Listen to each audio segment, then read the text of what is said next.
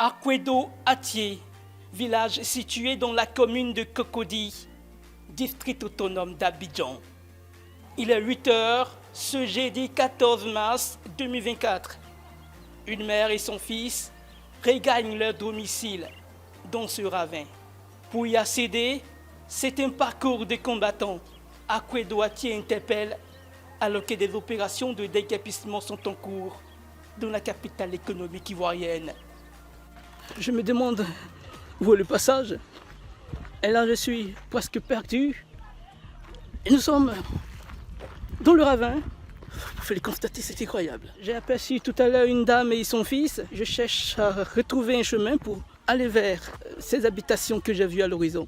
À l'arrivée, il est interdit de filmer et d'interviewer les habitants pour être imprégnés de leur quotidien et connaître leurs besoins. Plus haut, une usine d'Attiéké aux abords de ce géant trou qui laisse voir des fissures.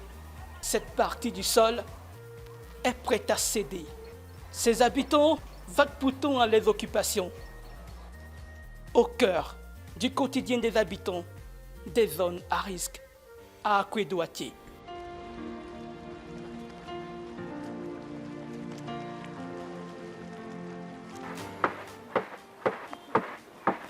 Koudoua Odette est la directrice fondatrice de cette usine de transformation du manioc pour en faire de l'attiéké, une nourriture prisée en Côte d'Ivoire. L'attiéké est aussi dans sa variante appelée garba et consommée avec du poisson-thon.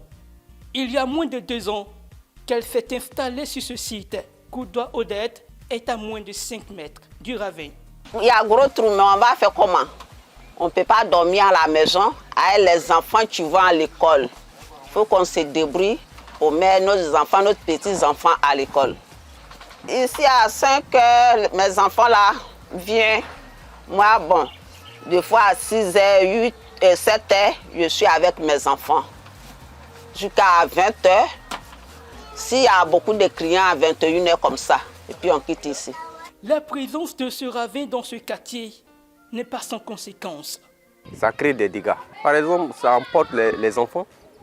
Et puis le plus souvent aussi, ceux qui sont un peu ivres, quand il pleut, ils se trompent, ils tombent dans le gros trou. Ce futur locataire est dévasté. Il ne pense pas vivre dans ces conditions, même s'il avait une opportunité aux environs. C'est très dangereux. Très dangereux. Même s'il paraît dangereux pour certains, pour d'autres, il n'y a pas de risque. Le tout est juste à côté, il n'y a pas de problème, ils sont en sécurité parce que, voilà, c'est un habitant que je connais. Pour connaître l'histoire de ces ravins, nous avons rencontré les autorités du village. C'était la fois avant, c'était l'ancienne route passait là, la première route de Benjamin qui passait là, dans le ravin où il y a la décharge et qui sortait à Akwedo. Et ça allait, un poteau, et ça partait à Abidjan, par Nono. C'est mon grand-père qui a fondé le village en 1900. Il est venu d'Azopé au temps des travaux forcés. De là-bas, il a pu venir se cacher ici. Premièrement, c'est des gens qui sont venus parce qu'on avait fait un lotissement. Donc quand ils sont venus, ils ont dit qu'ils vont mettre ça à plat. Mais après, on a vu qu'ils n'ont pas pu, ils ont creusé toujours. Et puis PEFO est venu dernièrement aussi creuser, disent que c'est pour faire le troisième pont. C'est là qu'il a fait ce gros trou. Ça, c'est pas né. Il y avait un trou avant, mais vers le grand trou que vous avez vu, puis il y a une maison en haut, la pêchée là. C'est des gens qui ont creusé, c'est des bulldozers, des caterpillars, des poquelins qui ont creusé ces trous. Ils ont gâté tous ces terrains là présentement. Pour réduire les risques, des tentatives de solutions sont envisagées.